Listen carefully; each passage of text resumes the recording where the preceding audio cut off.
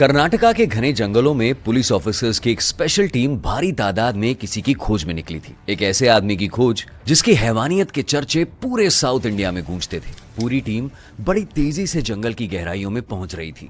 उनसे कुछ ही किलोमीटर दूर उनका शिकार अपनी जान बचाने के लिए भाग रहा था। लेकिन आज वो अकेला नहीं था। उसके हाथ में उसकी 6 महीने की बच्ची भी थी। वो आदमी किसी खुफिया जगह पर जाकर छुप गया। पुलिस के करीब आने का एहसास उसे बखूबी हो रहा था। वो जंगल को अच्छे से जानता था। अचानक उसकी बेटी रोने लगी। एक सुनसान जंगल में छोटी से छोटी आवाज मीलों तक सुनाई देती है। अगर ये चुप ना हुई तो आज उस आदमी का पकड़ा जाना तय था। कोई भी आम इंसान इस हालत में सबसे पहले अपनी बच्ची की जान को सुरक्षित करने की कोशिश करता, लेकिन उस आदमी को अपनी जान इतनी प्यारी थी कि उसने अपनी नन्ही सी बच्ची को हमेशा के लिए चुप करवा दिया। किसी भारी चीज से उसका सर कुचलकर अपनी ही बेटी को एक भयानक मौत दे दी और वहां से भाग गया। ये आदमी था इंडिया का सबसे बेरहम खूनी, जिसने जानवरों से लेकर पुलिस वालों और अपने बच्चों तक पर रहम नहीं खाया, जिसने अपने रास्ते में आने वाले एक एक इंसान को दर्दनाक अंजाम दिया। यह आदमी था चंदन तस्कर वीरप्पन। वीरप्पन कोई पैदाइशी क्रिमिनल नहीं था, लेकिन क्राइम करना उसने बचपन से ही शुरू कर दिया। वो करीब 14-15 साल का रहा होगा जब उसने अपना पहला खून किया, जब उसने एक मासूम हाथी के सर में गोली मारी, और 17 साल की उम्र में उसने पहली बार किसी इंसान की जान ली, एक फॉरेस्ट गार्ड की। यहां से वीरप्पन का क्रिमिनल करियर शुरू हुआ। वो एनिमल्स की इलीगल हंटिंग करके उनके पार्ट्स को बेचा करता था, जैसे एलिफेंट टस्क्स यानी कि हाथी दांत। धीरे धीरे उसने अपना गैंग बनाया और एक्सटॉर्शन जैसे क्राइम्स में घुसने लगा। इस सब की वजह से पुलिस पर प्रेशर बढ़ने लगा और उन्होंने उसके खिलाफ एक्शन लेने का डिसीजन लिया। लेकिन वीरप्पन के पास एक बहुत बड़ा एडवांटेज था, जंगल। बचपन में जंगल में रहा और पला बड़ा हुआ वीरप्पन जंगल की जमीन और उसके उसूलों से बखूबी वाकिफ था और उस जंगल के चप्पे चप्पे आंख बंद करके पहचान सकता था। जिन डिस्टेंसेस को पार करने में दूसरों को कई दिन लग जाते थे, वीरप्पन उन्हें कुछ घंटों में ही पार कर सकता था।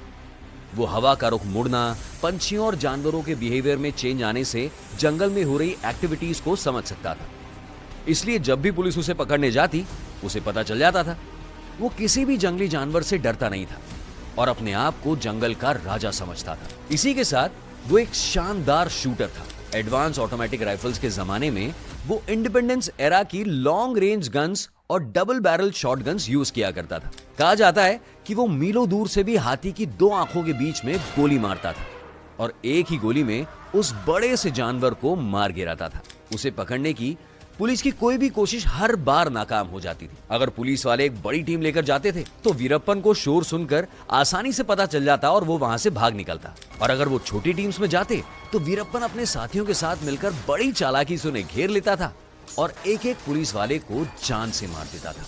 वीरप्पन को पुलिस वालों से सख्त नफरत थी। वो उन्हें शैतान बुलाता था और हर पुलिस वाले को एक बेरहम और दर्दनाक मौत देता था। उन्हें जिंदा रखकर वो एक एक करके उनके बॉडी पार्ट्स के टुकड़े करता और फिर आखिर में जब वो इंसान अपनी आखिरी सांसें गिन रहा होता था, तब वो उसका सर किसी बड़े पत्थर से कुचलकर मार देता या अपनी डबल बैरल शॉटगन से उसकी खोपड़ी खोल देता। हद तो तब हो गई जब एक बार वीरप्पन ने एक पुलिस ऑफिसर श्रीनिवासन को मारने के बाद उसका सर काटकर उससे फुटबॉल खेला था। इसी सब के चलते एक ऐसा इंसिडेंट हुआ जिसने वीरप्पन का खौफ पूरे देश में फैला दिया। तारीख थी 8 अप्रैल 1993। तमिलनाडु के कोलाथूर एरिया में एक तमिल पोस्टर ने लोगों का ध्यान खींचा। उस पोस्टर में वीरप्पन ने एरिया के पुलिस सुपरिटेंडेंट को चैलेंज किया, ये कहकर कि मैं कल वलंगुली पट्टी में रहूंगा। अगर तुम सच में अपनी मां की कोख से पैदा हुए हो तो मुझे पकड़ के दिखाओ। अगला दिन 9 अप्रैल 1993, रैम्बो गोपाल कृष्णन ने अपनी एक पुलिस टीम और कर्नाटका स्टाफ के साथ वीरप्पन को ढूंढने के लिए निकल पड़े। 2 बसेस भरकर पुलिस की ये फोर्स वीरप्पन को पकड़ने की ठान कर अपने रास्ते पर थे, लेकिन वो ये नहीं जानते थे कि यही वीरप्पन की चाल थी।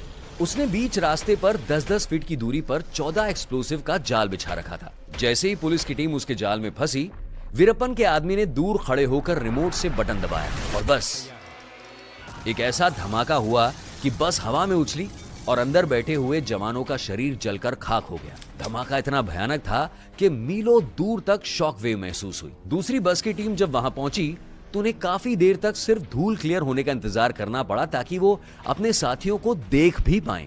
जस्ट इमेजिन, इस घटना में करीब 20 पुलिस ऑफिसर्स ने अपनी जान गंवाई, वो भी इतनी बुरी तरह से कि उनकी लाश भी आसपास के जले गले टुकड़ों में बरामद की गई। इसी के साथ 30 और पुलिस ऑफिसर इंजर्ड हुए। वीरप्पन इतना क्रूर और बेरहम हो गया था कि उससे आसपास के गांवों के लोग भी डरने लगे थे, क्योंकि अगर उसे किसी पर हल्का सा भी शक हो जाता तो वो उन्हें जान से मार देता, चाहे वो कोई मासूम हो, गांव वाला हो, कोई पुलिस वाला हो या फिर उसके अपने कोई गैंग का मेंबर भी। इसी के चलते पुलिस और उसकी मुठभेड़ आए दिन होती रहती थी। लेकिन एक दिन एक ऐसी ही मुठभेड़ में उसकी बेटी की जान चली गई। कहा जाता है जब वो पुलिस से भाग रहा था तो उसके हाथ में उसकी 6 महीने की बच्ची रोने लगी और बचने के लिए उसने अपनी ही बच्ची का सर कुचलकर उसकी जान ले ली। इस कहानी के कई अलग अलग वर्जन्स हैं। कुछ लोगों का ये भी कहना है कि उसकी बच्ची उसके हाथों से एक्सीडेंटली गिर गई और कुछ लोग ये भी कहते हैं कि वीरप्पन ने काफी समय पहले ही अपनी बच्ची को मार डाला ताकि अगर कभी पुलिस उसे पकड़ने आए भी तो उसे अपनी बच्ची की वजह से खतरा ना हो। अपनी बच्ची को मारना उसके लिए एक स्ट्रैटेजिक डिसीजन था। वीरप्पन ने धीरे धीरे पुलिस से बचने के लिए अलग अलग टैक्टिक्स यूज करना शुरू किया। उसने गांव वालों को पैसे देना शुरू किए, जिसकी वजह से वो एक रॉबिन हुड जैसा बनता जा रहा था। और तो और जब पुलिस पर प्रेशर बढ़ता तो डेस्परेशन में गांव वालों को टॉर्चर करते वीरप्पन की इंफॉर्मेशन के लिए, जिसकी वजह से पुलिस और गांव वालों में डिफरेंसेस आ गए और वीरप्पन उनके लिए और बड़ा हीरो बन गया। यानी कि गांव वाले वीरप्पन की ज्यादा मदद करने लगे। इसी के साथ वो जिन जंगलों में छुपता था वहां से कर्नाटका, तमिलनाडु और केरला के बॉर्डर्स पास होते थे। तो जब कर्नाटका में पुलिस उसे पकड़ने आती वो भागकर तमिलनाडु चले जाता। स्टेट डिफरेंसेस के चलते पुलिस उसके खिलाफ एक्शन ले ही नहीं पाती। वहीं तमिलनाडु जाकर उसने अपने क्रिमिनल एक्टिविटीज को जारी रखा और जब वहां की पुलिस उसे पकड़ने पहुंची तो वापस कर्नाटका आ गया। ऐसे ही वो इन 3 जगहों के आर पार होता रहता था और कानून के लूप होल्स का फायदा उठाता रहता था। इसीलिए उसे पकड़े जाने के लिए एक joint team special task force STF बनाई गई। 15 सालों तक वीरप्पन पुलिस को चकमा देकर कानून की पकड़ से बचता रहा, लेकिन अब उसके सारे रास्ते धीरे धीरे बंद होते जा रहे थे। लगातार होते रहे पुलिस एनकाउंटर्स में वीरप्पन के ऑलमोस्ट 80% गैंग खत्म हो चुका था। अब उसके साथ मुश्किल से 5-10 लोग बचे थे और तो और उसके फाइनेंशियल रिसोर्सेज भी खत्म हो रहे थे। लेकिन वीरप्पन के पास उसका एक ही सेफ्टी नेट था, जंगल। और वो ये बात पुलिस वाले भी समझ चुके थे कि अगर वीरप्पन को रोकना है तो उसे जंगल से बाहर ही खदेड़ना पड़ेगा। इसीलिए फाइनली अब उस पर रोक लगा देने की तैयारियां शुरू हुई। इस प्लान का नाम रखा गया ऑपरेशन कुकून। STF के हेड इंस्पेक्टर विजय कुमार, जो कि 10 सालों से वीरप्पन के गैंग को खत्म करने में लगे हुए थे, उन्होंने ही ये प्लान बनाया था। बात थी 2004 की। इंस्पेक्टर विजय कुमार को एक ऐसा क्लू मिला जिसने इस पूरी कहानी के अंजाम को लिख डाला। वो क्लू ये था कि वीरप्पन की आंखों में कुछ तकलीफ हो गई थी, वो ठीक से देख नहीं पा रहा था। इसी का फायदा उठाकर पुलिस के इन्फॉर्मेंट, जिसे ट्रेडर कहा जाता था, उसके थ्रू कई मुलाकातों के बाद वीरप्पन को कन्विंस किया गया कि वो अपनी आंख का इलाज कराए, ट्रीटमेंट कराए और सरप्राइजिंगली वो मान गया। शायद तकलीफ ज्यादा रही होगी। इसके बाद पुलिस की प्लानिंग ने तेजी पकड़ी। एक एम्बुलेंस का अरेंजमेंट किया गया जिसका ड्राइवर STF का ऑफिसर ही होने वाला था और एक STF ऑफिसर भी साथ में था। और फिर आया D-Day, 14 अक्टूबर 2004। वीरप्पन को उसके अड्डे से पिक किया गया। सफेद कपड़ों में वीरप्पन कमजोर लग रहा था। अपनी पहचान बदलने के लिए उसकी जो सिग्नेचर नहीं थी, मूछें, वो भी उसने काट दी। उसके साथ उसके 4 आदमी एम्बुलेंस में बैठे और फिर सफर शुरू हुआ। थोड़ी दूर जाकर एम्बुलेंस के ड्राइवर ने अचानक जोर से ब्रेक मारी। दोनों STF ऑफिसर्स एम्बुलेंस से बाहर निकलकर भाग गए। जब तक वीरप्पन समझ सकता कि उसके साथ क्या हुआ है, उतने में 2 सेकंड के अंदर अंदर वो एम्बुलेंस चारों तरफ से 30 आदमियों की बंदूकों से भरी STF की टीम से घिर चुकी थी। मेगाफोन पर अनाउंसमेंट किया गया, वीरप्पन, तुम चारों ओर से घिर चुके हो, अपने आप को पुलिस के हवाले कर दो। लेकिन वीरप्पन हार मानने वालों से नहीं था। एम्बुलेंस के अंदर से गोली चलाने की आवाज आई और अगले ही पल STF की पूरी टीम ने अपने ऑटोमेटिकल राइफल से एम्बुलेंस पर गोलियां बरसाना शुरू कर दिया। 300 से ज्यादा गोलियां उस एम्बुलेंस पर चलाई गई।